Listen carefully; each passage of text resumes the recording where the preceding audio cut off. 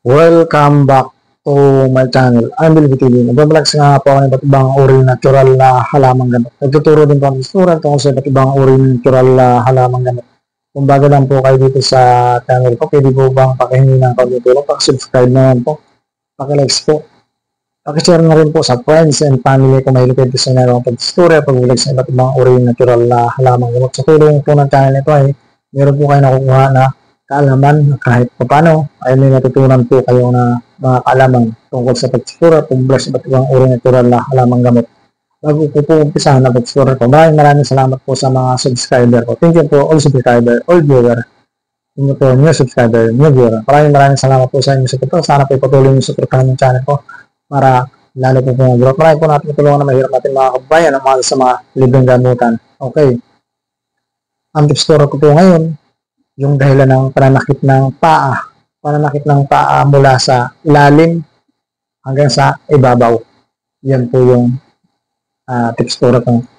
Tips number 1, dahilan ng pananakit ng paa, maaring ikaw ay may aksidente nung bata ka pa, nung tumanda ka, saka mo naramdaman yung sobrang pananakit ng paa mo. Example, nabagsak ka ng bato yung paa mo.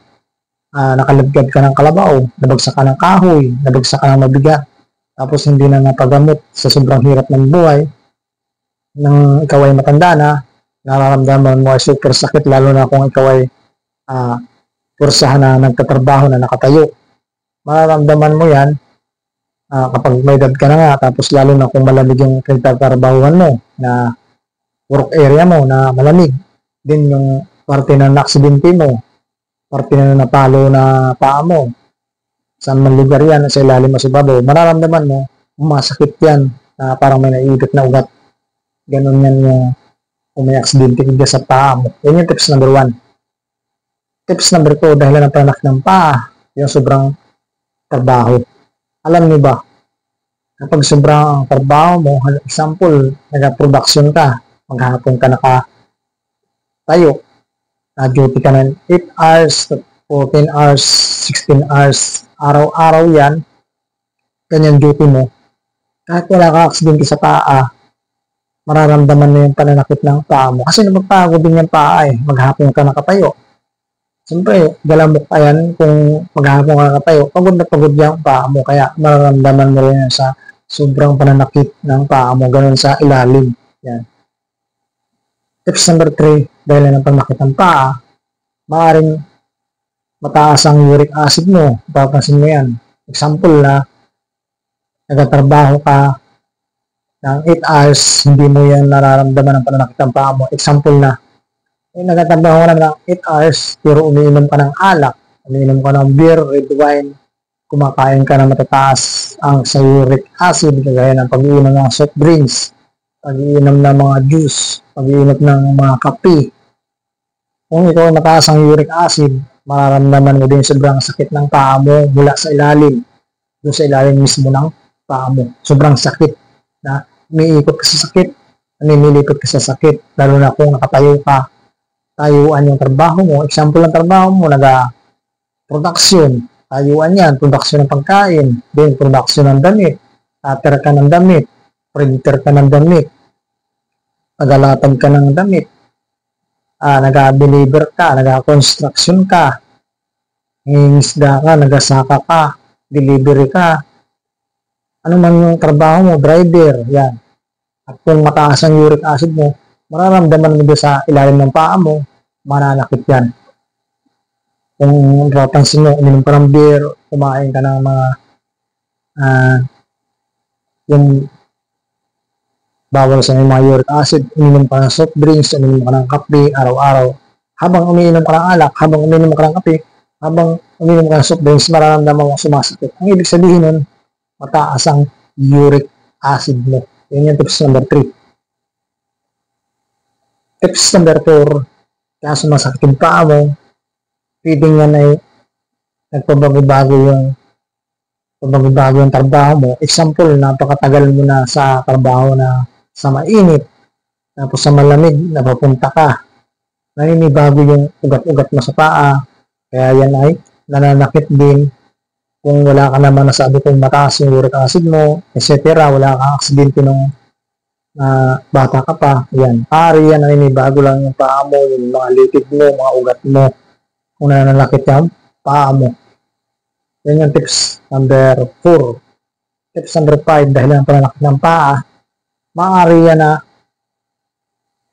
mayroon niyang pilay or may damage yan, may bali, tapos pinahilot mo bigla nung matagal na siya.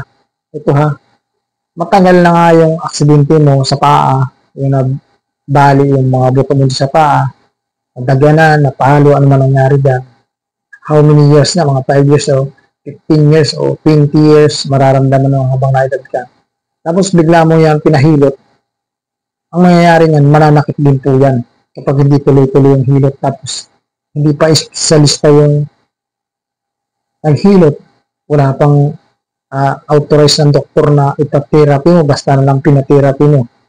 Tapos yung therapy sa'yo, wala, puro experience lang.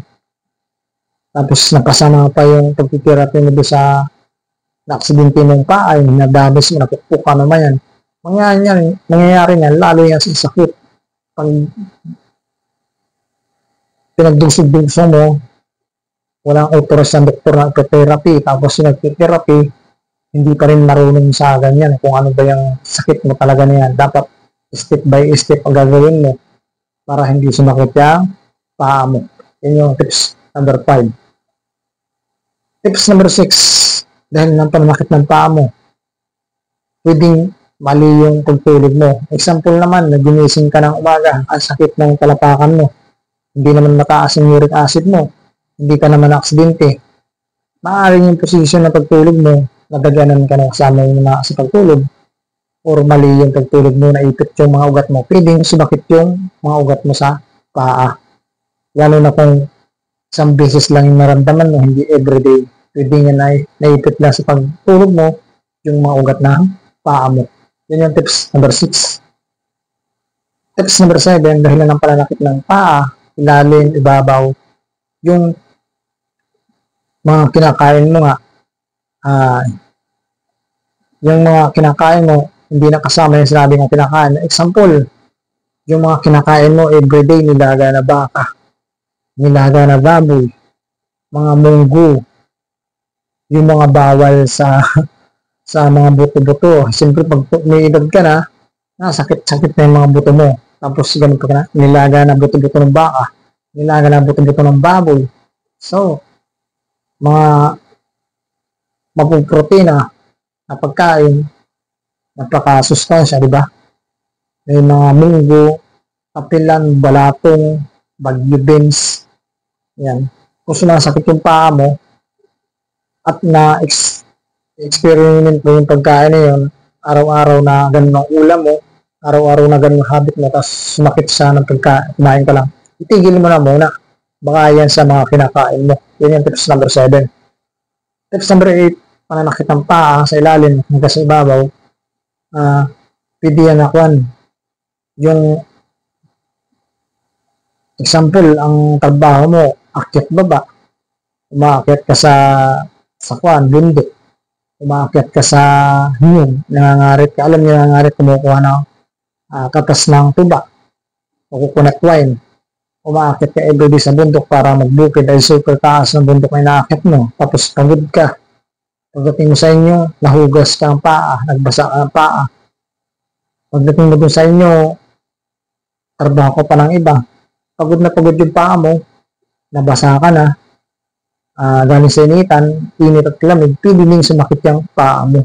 Tapos sobrang pagod nga. Yan yung tips number 8. Ay, akit baba sa nyug, akit baba sa puno, akit baba sa mataas sa building, pibiling sumakit yung paa mo.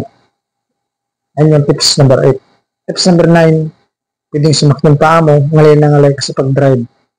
Alam niyo yung pag-drive, nakakangalay din po yan ang paa. Ito po yung iba sa atin kasi hindi marunong mag-drive. Ako may experience ako sa pag-drive po, kaya alam ko yan.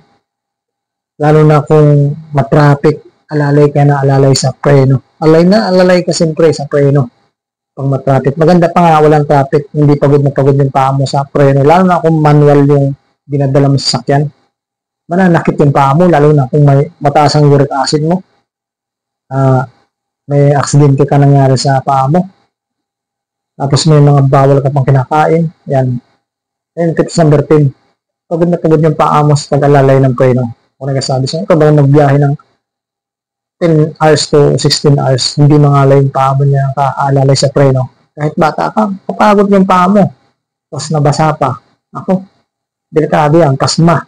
Hindi niniwala po ang pasma sa doktor ha. Pag may pasma po kayo, huwag kayo pumunta sa doktor kasi albularyo lang yun. Yung doktor yun hindi niniwala sa pasma. Okay? Sana po ang nakatulong sa pananakit ng paa ninyo. Thank you for watching. I'm Bilby TV. Bye-bye. Subscribe and like sa hindi pa nakaka-subscribe, hindi pa nakaka-likes and share. Kung gusto po ninyo itong ginagawa kong pag-tutorial. Bye-bye. I'm Bilby TV.